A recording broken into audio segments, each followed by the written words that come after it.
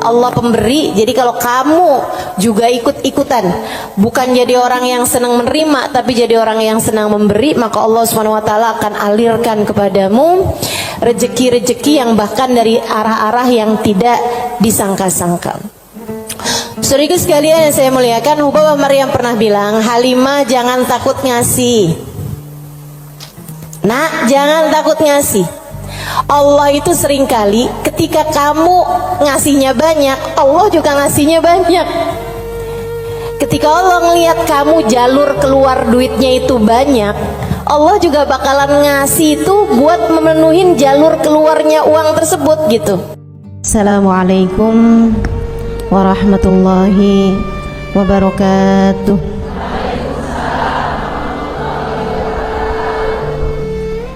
Alhamdulillah, wassalatu wassalamu ala rasulillah Muhammad ibn Abdillah wa ala alihi wa sahbihi wa man wala. Subhanaka la ilma lana illa ma 'allamtana innaka antal alimul hakim. Rabbi syrah li sadri wa yassir li amri wahlul 'uqdatan min lisani yafqahu qawli, amma ba'du. Allah tuh mau ngasih rezeki sama orang nggak pakai ada hitung-hitungannya, gitu kan? Pokoknya itu urusan langit, udah bener-bener yang Allah bilang rizqukum fis samai wa ma tu'adun, kata Allah. Rezeki kalian sudah selesai aku atur dari langit. Rezeki kalian sudah selesai aku atur dari langit. Saudaraku sekalian yang saya muliakan, nah kalau kita kepengen gitu kan, kayak rezekinya digampangin, cara dapetnya gampang, menyenangkan, itu juga sama Allah udah dikasih clue-cluenya. Salah satu cluenya adalah dengan rajin sedekah. Salah satu cluenya adalah dengan rajin memberi, bukan hanya sedekah.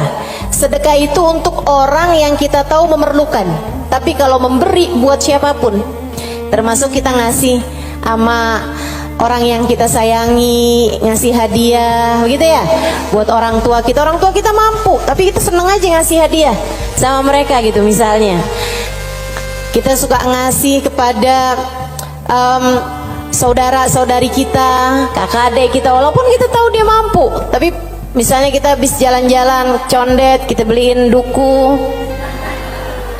udah nggak ada ya, kita beliin salak condet kan, dulu mah masih ada tuh, ingat tuh, gitu. Saudaraku sekalian yang saya muliakan, itu memperbanyak rezeki, mempermudah rezeki, mempermudah jalurnya rezeki yang sudah Allah Subhanahu wa taala bagikan kepada kita, teman-teman saya sekalian. Nah ini saya ingat ucapan Hubabah Maryam Al-Haddar, guru saya almarhumah. Beliau itu orang paling dermawan yang pernah saya kenal. Pasti ada banyak orang-orang dermawan, tapi orang paling dermawan yang saya kenal itu Hubabah Maryam Al-Haddar. Saudaraku sekalian, beliau tuh kalau bepergian bisa jadi lupa bawa uang buat belanja, lupa bawa uang buat apa, tapi nggak pernah lupa bawa uang buat sedekah. Karena memang ini orang satu senengnya ngasih luar biasa. Siapapun aja dia kasih, anak-anak ketemu dia kasih, orang tua ketemu dia kasih. Dan dari Hubabah Maryam tuh saya juga jadi ngerti bahwa ternyata semua orang suka dikasih. Subhanallah lah, semua orang tuh seneng aja dikasih gitu. Walaupun dia orang mampu sekalipun gitu ya, tapi kalau dikasih tuh bukan seneng aja gitu. Betul nggak? Ini yang katanya Nabi Muhammad, tahadau tahabu, saling beri hadiahlah kalian, maka kalian akan semakin saling sayang, semakin saling cinta. Makanya para ibu mesti yang besar hati buat selalu bisa ngasih sama anak-anaknya, para istri ngasih buat suaminya, begitu kan ya, saudara ngasih buat saudaranya, dan seterusnya gitu. Itu memang adalah bagian dari kita pengen cari ridha Allah SWT. Irhamukillah, dengan cara memberi tersebut itu ya, ngambil sifatnya Allah SWT. Allah tuh mu'ti, Allah pemberi. Jadi kalau kamu juga ikut-ikutan, bukan jadi orang yang senang menerima, tapi jadi orang yang senang memberi, maka Allah Subhanahu wa taala akan alirkan kepadamu rezeki-rezeki yang bahkan dari arah-arah yang tidak disangka-sangka. Saudaraku sekalian yang saya muliakan, Hubabah Maryam pernah bilang, Halimah jangan takut ngasih. Nak, jangan takut ngasih. Allah itu seringkali ketika kamu ngasihnya banyak, Allah juga ngasihnya banyak. Ketika Allah ngelihat kamu jalur keluar duitnya itu banyak, Allah juga bakalan ngasih itu buat memenuhin jalur keluarnya uang tersebut gitu. Kata Babah kayak begitu, jangan takut buat ngasih, nak, jangan takut buat ngasih. Subhanallah, itu sering saya inget-ingetin tuh, jangan takut buat ngasih, jangan takut buat ngasih. Kadang-kadang tuh orang punya banyak aja, kalau mau keluarin duit tuh kayak disuruh keluarin separuh nyawa gitu, penuh perhitungan ya. Makanya ada satu cerita, salah satu dari habaib teriak-teriak manggil anaknya. Misalnya anaknya namanya siapa? Husein misalnya. Sen, Sen. Anaknya sebelah saya nih, yang namanya Husein. Sen. Si Husein ini kan dia dengar panggilan tapi dia nggak tahu ayahnya ada di mana. Dia bilang, "Bang Abah ada di mana sih, Bah? Ini Husein, Bah, lebek, Bah." Kata abahnya, kamar mandi, nak. Iya, Bah. Dikirain suruh ngambil sabun, apa kehabisan odol gitu kan. Sen, tolong ambilin duit Abah, nak. Ada di gesper Abah warna hijau. Iya sih. Habaib-habaib kita suka punya gesper warna hijau. Gesernya habaib tuh ya. Jadi gespernya dipakai bukan buat celana panjang, tapi buat sarung. Ada yang tahu nggak? Anak-anak zaman sekarang nggak pada tahu nih, nggak seru ah.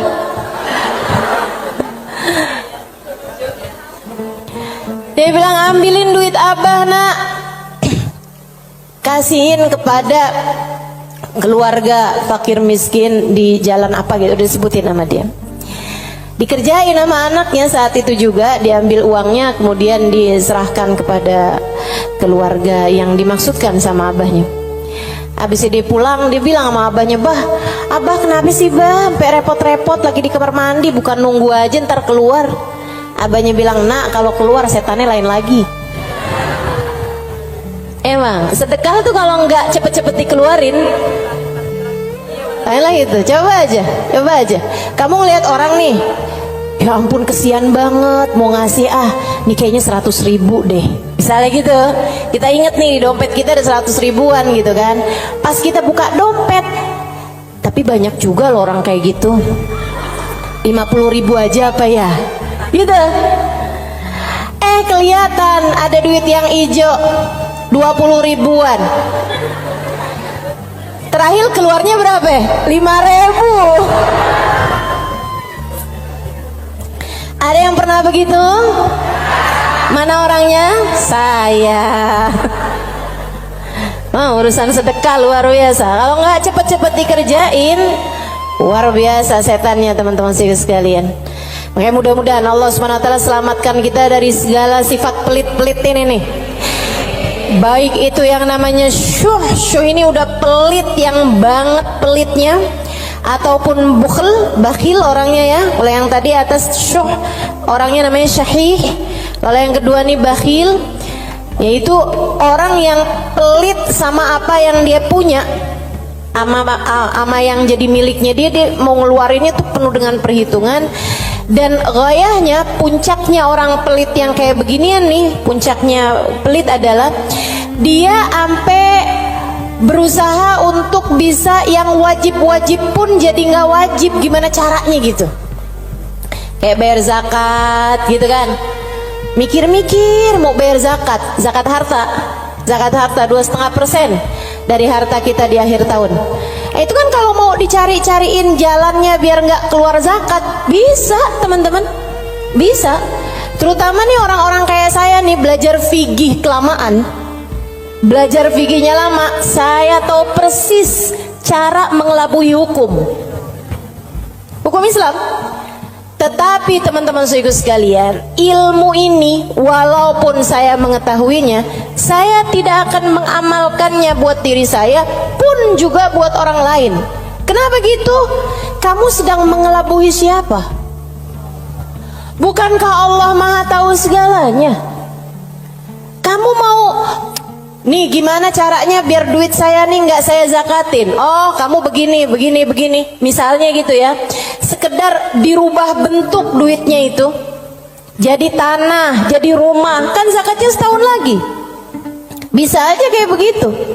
Akan tetapi teman-teman saudaraku sekalian, sekali lagi ini pengelabuhan urusan dunia. Tapi kalau urusan di hadapan Allah Subhanahu wa taala, Allah tahu segalanya. Allah paham niatmu, mau deket haul, mau deket waktunya wajib mengeluarkan zakat, kamu beli tanah biar duit kamu berubah jadi tanah untuk menghindarkan kewajiban zakat.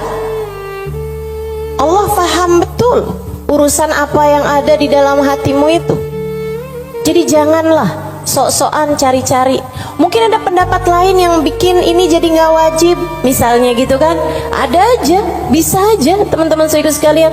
Orang yang belajar fikih bertahun-tahun itu akan ngerti caranya hal-hal yang seperti itu. Tapi tentu saja kita tidak akan mengamalkannya, sebab yang kita cari bukanlah pandangan manusia, yang kita cari bukanlah hukum dunia, akan tetapi yang kita cari adalah yang di sisi Allah Subhanahu wa ta'ala. Saya jadi ingat sama Syaiban. Ini yang dianggap sama Imam Syafi'i sebagai salah satu guru-gurunya Imam Syafi'i. Imam Syafi'i satu hari ditanya sama muridnya Imam Ahmad bin Hanbal, siapa aja guru-gurumu tuan? Sebutin sama Imam Syafi'i, fulan bin fulan, fulan bin fulan, fulan bin fulan. Kata Imam Syafi'i, Syaiban Ar-Ra'i. Siapa? Syaiban Ar-Ra'i. Kok saya nggak pernah denger ya yang satu ini? Imam Syafi'i itu orang pinter, saudaraku sekalian, sangat pinter. Nih saya ceritain kecerdasan, kepandaian Imam Syafi'i. Imam Syafi'i itu kalau mau ngafal halaman 276, 277-nya ditutup dulu. Kenapa gitu? Karena kalau saya kelihatan suka ikutan masuk juga. Kecerdasan jenis apa itu coba? Ini kayaknya udah tingkat langit ketujuh nih cerdasnya nih. Itu bisa-bisanya gitu. Saya kalau mau ngafalin halaman misalnya 276, saya baca berulang-ulang, itu pun juga masih belum apal-apal gitu kan. Besokannya lagi saya ulang lagi, besokannya lagi saya ulang lagi juga gitu. Karena kalau nggak diulang-ulang ntar kayak suka gampang lupa nggak sih?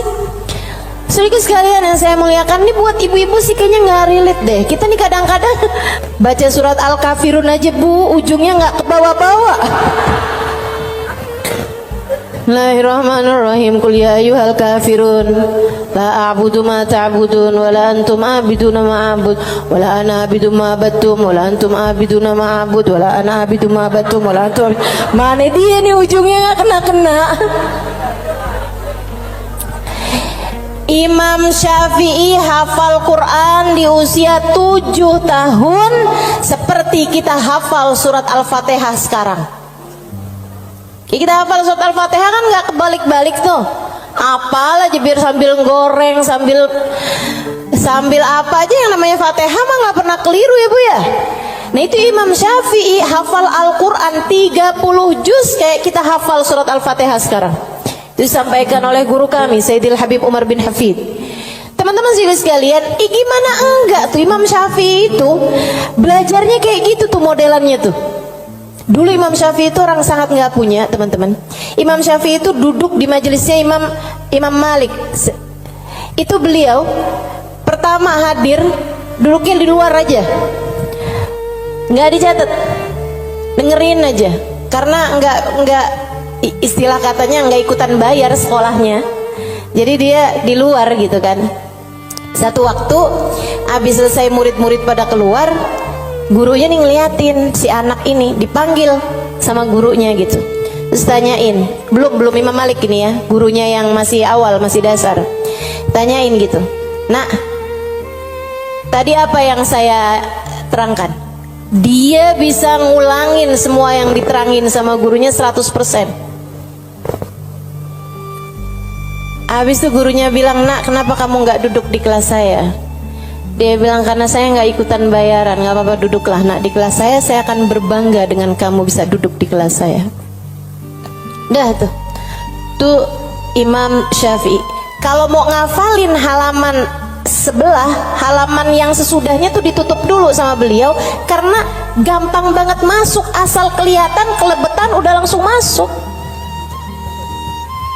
Kecerdasan yang luar biasa, teman-teman saudaraku sekalian yang saya muliakan.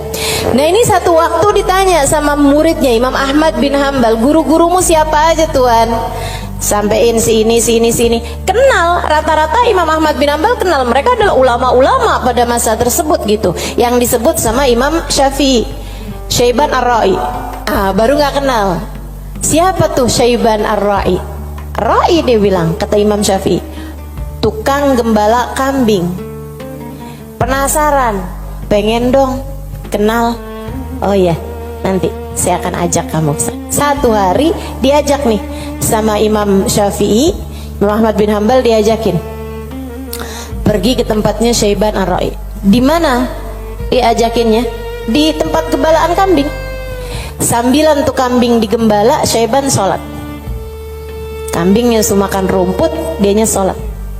Habis saya sholat, di Imam Syafi'i sama Imam Ahmad bin Hambal duduk di situ. Assalamualaikum warahmatullahi wabarakatuh Syaiban. Waalaikumsalam warahmatullahi wabarakatuh. Syaiban, saya nih datang kemari nih, katanya Imam Ahmad bin Hambal, karena Imam Syafi'i waktu saya tanya salah satu gurunya, dia menyebutkan dirimu, wahai Syaiban. Emang Syafi'i ini ada-ada aja, tawadu kan, bukan yang ya gitulah saya. Walaupun saya kelihatannya penggembala kambing ya, tapi jangan remehkan. Saya gurunya Imam Syafi'i, nggak gitu. Dia bilang, Imam Syafi'i ini emang ada-ada aja. Bagaimana mungkin penggembala kambing seperti saya jadi gurunya Imam Syafi'i? Kata Imam Syafi'i, Syaiban, saya datang kemari ini mau bertanya beberapa permasalahan. Oh iya, boleh. Apa pertanyaanmu? Yang pertama, kami mau tanya kepadamu urusan sholat. Kalau kamu nih ngerjain sholat, terus kamu lupa, Syaiban, ini udah 2 rakaat apa baru 1 rakaat ya? Apa yang harus kamu lakukan, wahai Syaiban? Syaiban jawab, ala madhabina au ala madhabikum, sesuai madhab kalian atau sesuai madhab saya? Oh, Syaiban punya madhab, maaf, Syaiban punya madhab. Katanya Imam Syafi'i, emang ada 2 madhab nih dalam masalah ini? Iya, tentu saja. Madhab kalian selalu berbeda dengan madhab saya. Oh, boleh kami tahu, kalau sesuai dengan madhab kami gimana, Syaiban? Kalau madhab kalian, kalau lupa berapa rakaat sholat, ngambil rakaat yang sedikit, kemudian sesudahnya sujud sahwi. Iya benar, kata Imam Syafi'i, benar. Begitu memang yang disampaikan oleh baginda kita Nabi besar Muhammad sallallahu alaihi wasallam. Kalau madhab kalian gimana, Syaiban? Kata Syaiban, kalau madhab kami, madhab ahli tasawuf, madhab hamba-hamba dekat dengan Allah Subhanahu wa taala, madhabnya para wali lah boleh dibilang. Dia bilang, kalau kami sholat menghadap Allah tapi kami sampai lupa berapa rakaat kami menghadap kepadanya, artinya kan pikirannya kemana-mana. Dia adalah orang yang sudah kurang ajar kepada Allah. Dia harus dihukum dengan puasa setahun dan qiyamul lail setahun. Itu hukuman buat orang, itu pelajaran buat orang yang bisa sampai lupa ngadep sama Allah Subhanahu wa ta'ala. Ada yang mau ikutan madhabnya Syaiban?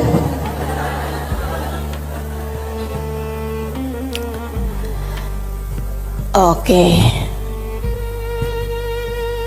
Imam Ahmad bin Hambal dia mikir, pantesan nih orang jadi gurunya Imam Syafi'i. Nggak salah, nggak salah. Dia bilang pertanyaan yang kedua, wahai Syaiban, ini saya mau nanya urusan zakat. Baik. Ini kan kamu kan punya banyak kambing nih Syaiban nih, yang kamu gembalakan nih kambing-kambing mau bukan? Iya, kambing saya, kata Syaiban. Ada kayak berapa ekor lah kambingnya. Dia bilang, berapa zakatnya kambingmu ini wahai Syaiban? Syaiban kembali nanya, ala madhabina am ala madhabikum? Madhab saya apa madhab kalian? Dia bilang, emang ada dua madhab juga nih dalam urusan zakat ini nih? Iya, selalu ada opini-opini, pemahaman-pemahaman dalam urusan agama. Dan teman-teman, agama Islam ini satu-satunya agama yang memperbolehkan kamu untuk, bahkan menyuruh kamu untuk selalu berpikir. Agama yang paling natural, agama yang sesuai sama pola pikir manusia. Kamu harus berpikir biar selamat dari api neraka. Kamu harus berpikir, gitu kan? Bahkan Allah ketika menceritakan tentang orang-orang ahli neraka, lahum qulubun la yafqahuna biha, kata Allah. Mereka punya hati, punya pikiran, tapi nggak dipakai mikir. Akhirnya jadi ahli neraka. Orang selalu aja tuh, fa'tabiru ya ulil albab, gitu kan? Maka ambillah pelajaran dari sini, wahai yang berpikir. Disuruh berpikir. Kita ini dalam Islam ini disuruh berpikir, nggak boleh kayak yang ya udah ini doktrinnya agama, udah ikut aja, nggak bisa. Islam ini adalah agama yang selalu memerintahkan kamu buat berpikir. Makanya Syaiban kepikiran tuh jawaban-jawaban yang tidak sesuai dengan konteks fikih, tapi tidak salah. Tapi tidak salah teman-teman. Ya, orang yang lupa rakaat kemudian dia merasa bahwa dirinya adalah seorang yang kurang ajar sama Allah Subhanahu wa taala karena menghadap Allah, tapi kepikirannya gelambiar kemana-mana. Kalau dia kemudian menghukum dirinya sendiri dengan puasa sepanjang tahun, yaitu tentu adalah sesuatu hal yang luar biasa tingginya gitu. Seseorang yang sudah mencapai tingkat spiritualitas yang sangat-sangat berkelas. Ditanya nih urusan zakat nih, berapa zakatnya wahai Syaiban? Katanya Syaiban, ala madhabina am ala madhabikum? Sesuai dengan madhab kalian apa sesuai dengan madhab saya? Kalau madhab kami gimana Syaiban? Orang kan biar tahu kan mesti tahu perbandingannya. Oh, kalau madhab kalian 40 ekor kambing, 1 ekor kambing, 121, 2 ekor kambing, selanjutnya setiap 100, 1 ekor kambing. Iya benar, kayak gitu tuh zakatnya kambing menurut Islam, sesuai dengan apa yang sudah diajarkan baginda kita Nabi besar Muhammad. 41 ekor kambing, 121 2 ekor kambing, selanjutnya setiap 100 1 ekor kambing. Jadi kalau kamu punya 900 ekor kambing berarti 9 ekor gitu. Kalau menurut madhab kalian gimana wahai Syaiban? Syaiban kemudian menjawab, kalau madhab kami, saya ini budaknya Allah. Innama ana abd, saya ini adalah budaknya Allah. Dan seorang budak tidak memiliki harta, sebab semua harta budak adalah harta majikannya. Dan itu benar, harta budak adalah harta majikannya. Jadi kambing-kambing saya ini, ya udah terserah Allah aja. Kalau diperlukan saya kasih, kalau nggak diperlukan nggak saya kasih. Kalau kemudian misalnya nih punya kambing 20 gitu kan, tapi ini lagi ada orang mau ngawinin nih, perlu 3 ekor kambing, ya udah keluarin 3 ekor kambing. Saya nggak pernah merasa memiliki kambing-kambing saya. Berapapun yang diperlukan akan saya keluarkan, sebab bukan milik saya, semua hanyalah milik Tuan saya. Saya hanyalah budak, yang saya miliki adalah miliknya Tuan saya.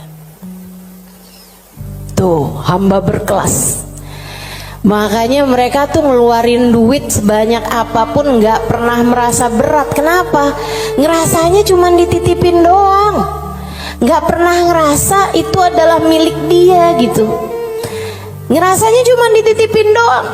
Makanya sedekahnya gede-gede teman-teman, berjuang dengan hartanya tuh besar-besar. Dan saya ketemu orang-orang semacam itu, punya duit berapa dikeluarin segitu-gitunya tuh.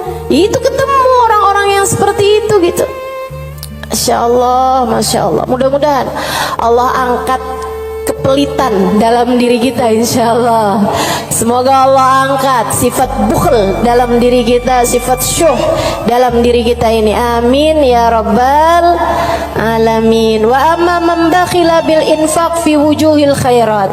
Adapun orang-orang yang pelit dalam menafkahkan hartanya pada jalan-jalan kebaikan, wa taraikir kurubat, dan arah-arah gurubat, arah-arah ibadah. Maksudnya kalau disuruh keluarin hartanya buat yang lain misalnya gitu ya, dia ngawinin anaknya, udah jor-joran tuh.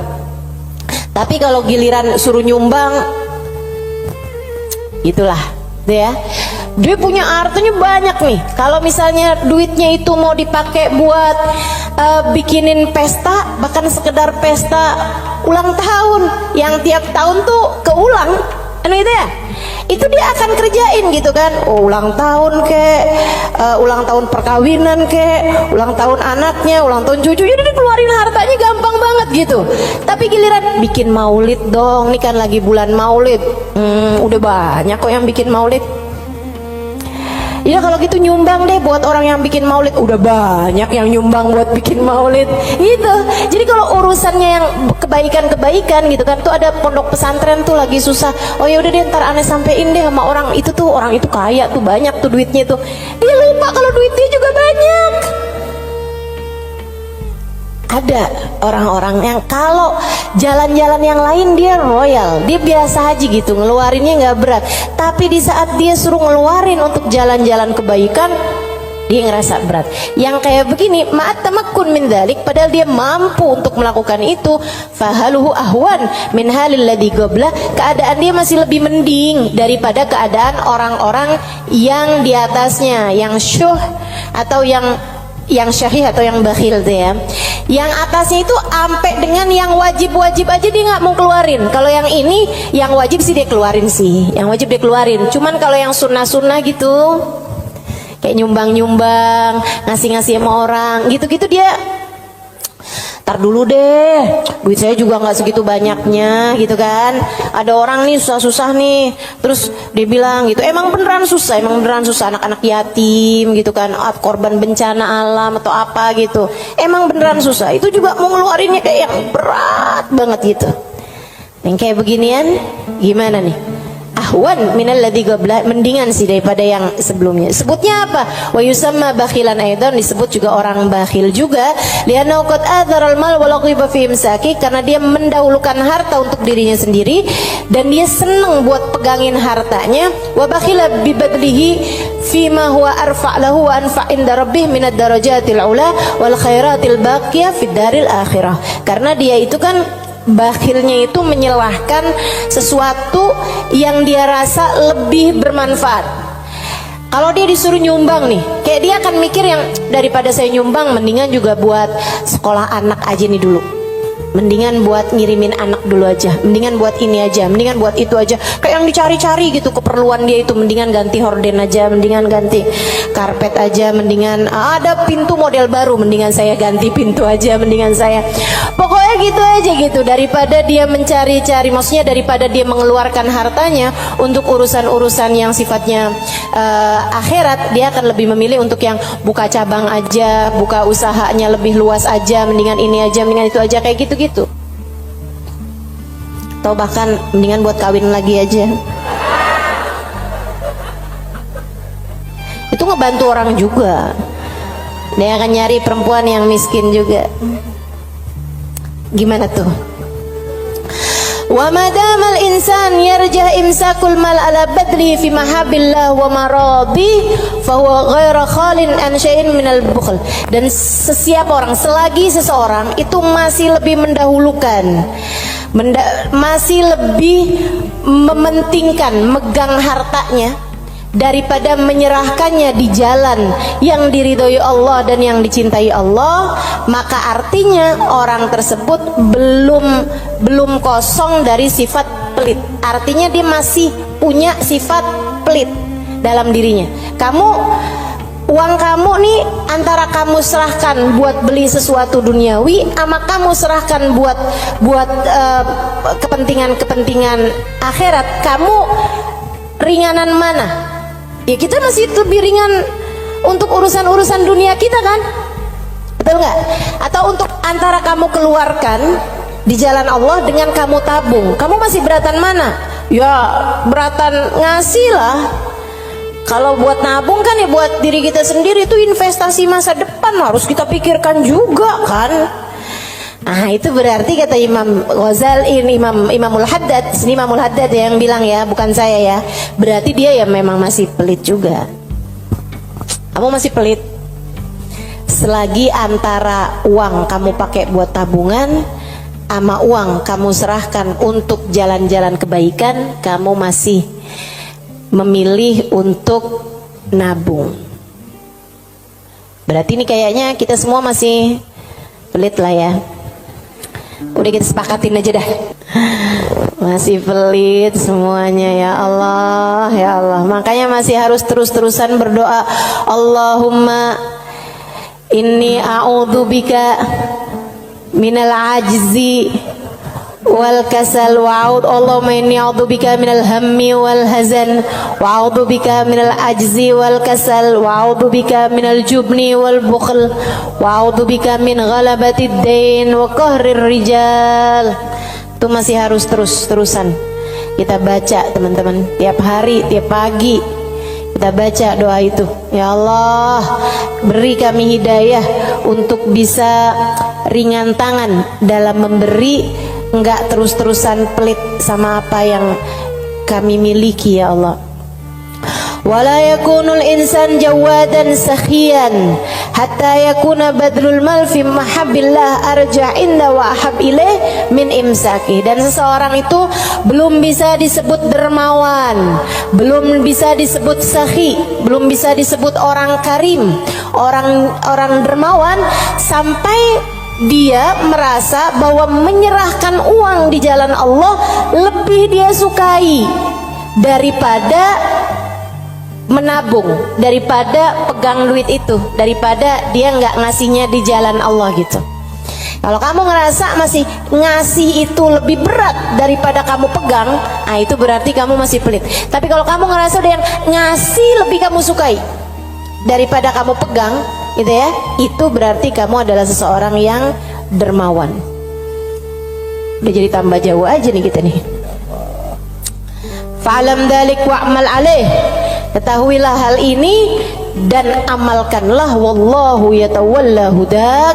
Semoga Allah subhanahu wa ta'ala memberikan petunjuk kepadamu, amin ya rabbal alamin. Wa minal muhlikat, dan salah satu dari sifat-sifat yang dapat menghancurkan seseorang, salah satu dari sifat-sifat penghancur amal ibadah seseorang, salah satu dari sifat-sifat yang dapat meluluh lantakkan dirimu, menurunkan nilaimu di mata Allah subhanahu wa ta'ala adalah al-ghurur, sifat ghurur, tertipu. Apa tuh tertipu? Wa makna, arti tertipu adalah an yulabbisul insan ala nafsih, dia bikin samar kepada dirinya sendiri, wa yuriyahal umur ala khilafi ma hiya alaih, dia memperlihatkan kepada nafasnya, kepada dirinya, ala khilafi ma hiya alaih, tidak sesuai dengan fakta yang ada. Wadhalik lidu'fi basiratihi ala din, dan yang seperti ini adalah karena lemahnya pemahamannya, basirahnya, basirah itu pandangan pandangan hati, lemahnya pandangan hati dia fiddin dalam urusan agama, wa qillati ma'rifatihi bihaqaiqi, dan sedikitnya pengetahuan dia dengan hakikat-hakikatnya agama, walijahli li afatil a'mal wa mawaqa'id syaitan, dan karena yarhamukillah banyak bener sih, ada gak?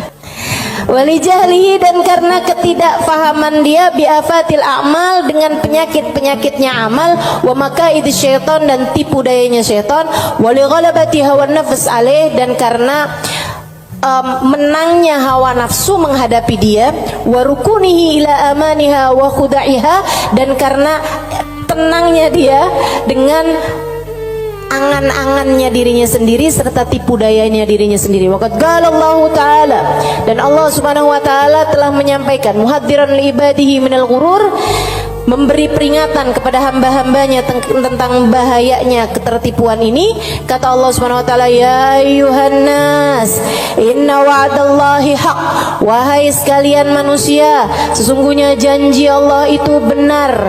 Fala taghurrannakumul hayatud dunya, janganlah kehidupan dunia menipu kalian, wala taghurrannakum wala yaghurrannakum billahil ghurur, dan janganlah ghurur, tipu daya, menipu kalian dari Allah Subhanahu wa Ta'ala.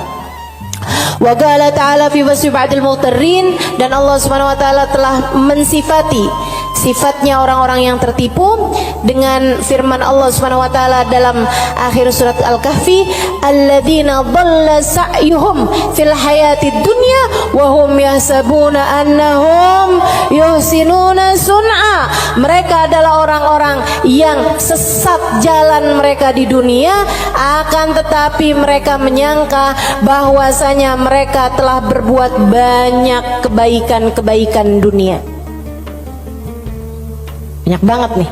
Nanti Imam Ghazali, Imam Al-Haddad akan menerangkan tentang mereka-mereka ini. Wa qala ta'ala, dan Allah Subhanahu wa Ta'ala juga menyampaikan, walakinnakum fatantum anfusakum wa tarabbastum wartabtum wa gharratkumul amani hatta jaa amrullah wa gharrakum billahil ghurur.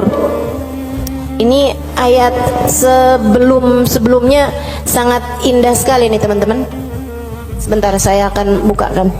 Kata Allah Subhanahu wa Ta'ala, walakinnakum fatantum anfusakum, akan tetapi kalian telah menipu diri-diri kalian sendiri, wa tarabbastum, dan kalian menunda-nunda, wartabtum, dan kalian merasa ragu, wa gharratkumul amani, dan kalian tertipu dengan angan-angan kalian sendiri, hatta jaa amrullah, sampai datang ajal menjemput kalian, wa gharrakum billahil ghurur, dan kalian telah tertipu, dan tipu daya telah menipu kalian dari Allah Subhanahu wa Ta'ala. Al-Hadid ayat 14. Al-Hadid ayat 14.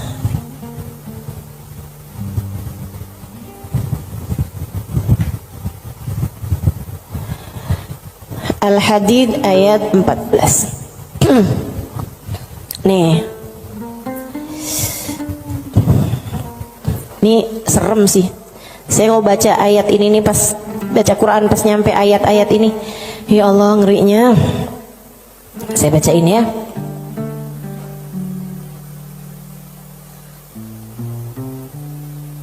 Dari mana ya enaknya nih ya? Dari ayat 11 deh. Al-Hadid dari ayat 11. A'udzu billahi minasyaitonir rajim. Man dzalladzi yuqridullaha qardan hasana fayudha'ifahu lahu wa lahu ajrun karim. Kata Allah, siapa di antara kalian yang mau menghutangi Allah? Ini Allah nih dari taunya orang-orang tuh ama hartanya tuh medit banget, pelit banget, sampai Allah bilang, kamu di saat sedekah, kamu nggak lagi ngasih buat orang, kamu lagi ngasih hutangan kepadaku, kata Allah. Kamu lagi ngasih tuh, kamu lagi ngasih hutang sama aku, kata Allah. Man dzalladzi yuqridullaha qardan hasana, siapa yang menghutangi Allah dengan hutangan yang bagus. Hutangan yang bagus tuh ada orang miskin dikasih. Ya, ada orang yang kepengen sekolah, nggak mampu sekolah, kamu sekolahkan. Ada janda-janda yang kepengen usaha nggak punya modal, kamu modalin, gitu kan?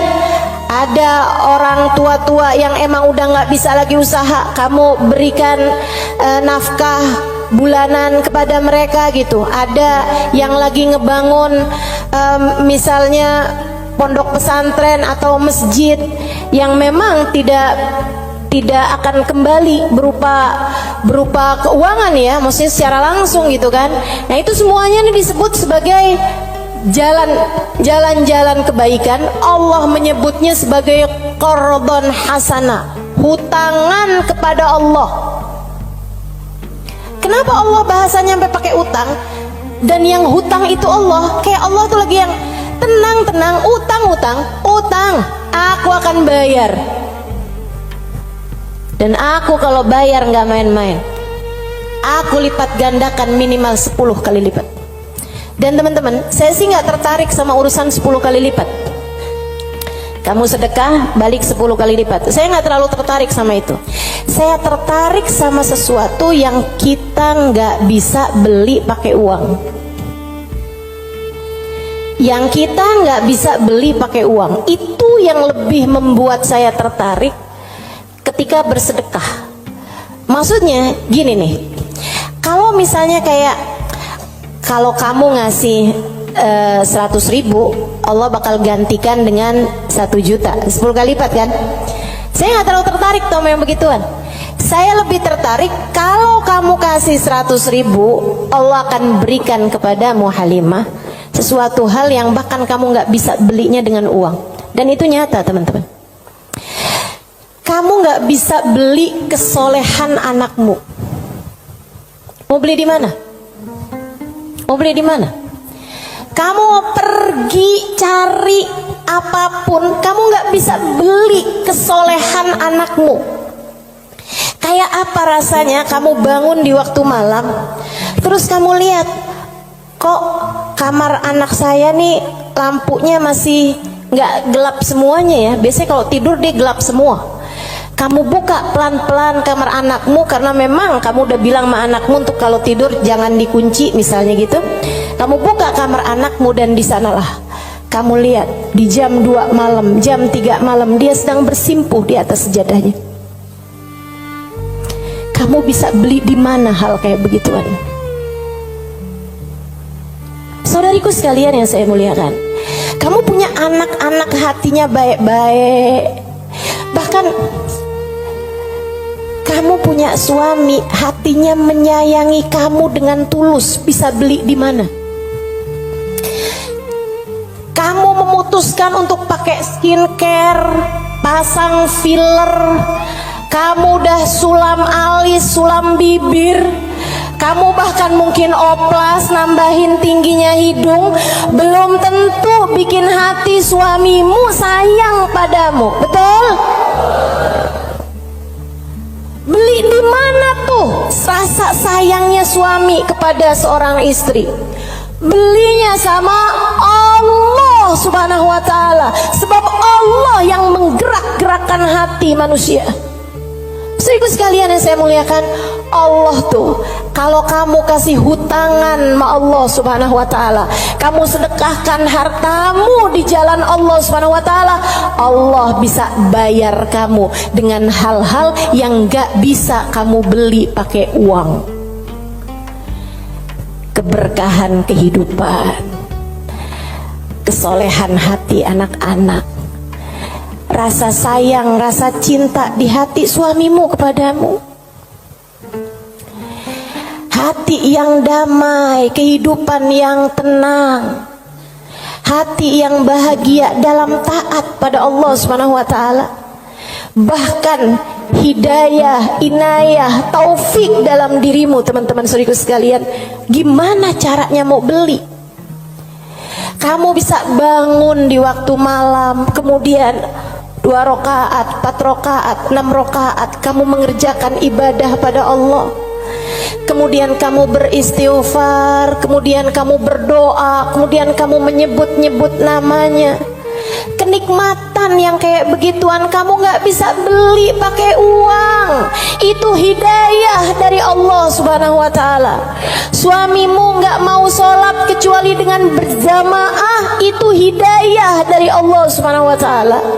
Yang beginian nih hidayah-hidayah menuju kepada surga Allah Subhanahu wa ta'ala. Hati lapang, hidup bahagia, hati tenang, gak bisa dibayar pakai uang. Gak bisa dibayar pakai uang. Dibayarnya pakai apa? Yang bisa mengerjakan adalah Allah, maka hutangi Allah. Allah bisa membayarnya dengan itu semua. Karenanya saya sampaikan teman-teman, saya gak tertarik sama yang kalau kamu sedekah balik 10 kali lipat. Kalau kamu keluarin, kamu jual motor, kamu kasih sedekah, kamu dapat Avanza. Enggak, saya gak tertarik, mohon maaf. Bukan karena saya nggak tertarik sama pemberian Allah, tapi pemberian Allah yang masih bisa dibeli dengan uang, itu adalah pemberian-pemberian yang tidak berkelas. Allah bahkan memberinya kepada orang paling kafir di atas muka bumi sekalipun. Tapi kesolehan hati anak-anakmu, kesolehan hati suamimu, kesolehan dirimu sendiri, Allah kasih hidayah buat kamu bangun di waktu malam membaca beberapa ayat Al-Quran.